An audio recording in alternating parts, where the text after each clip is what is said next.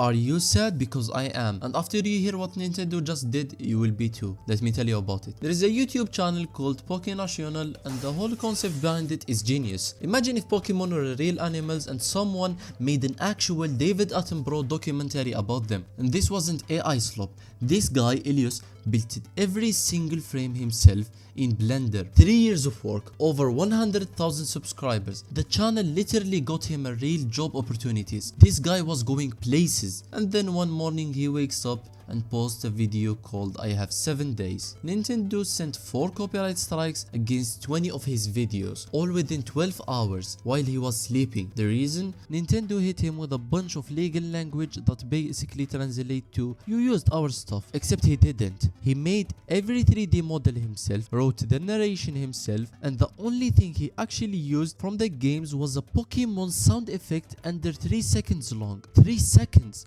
Like, what's next? Are they going to sue me for having Piplup profile picture on Discord? Because at this point, nothing would surprise me. He can't fight it either, and honestly, what are you going to do? It's not like Saul Goodman is going to save you from Nintendo of America. Meanwhile, AI channels pumping out ugly lazy Pokemon slop every single day, completely untouched. Nintendo went after the most talented guy on the platform and left the garbage alone. At this point, Nintendo is just a super villain. So if you like Nintendo, be careful. Apparently, liking their games can get you sued. The channel is already gone. His last word were PokéNational is dead. 3 years of work because of a 2-second sound effect. Tell me something, if Nintendo is going after guys like Elious, who's actually safe, drop it in the comment because I genuinely want to know.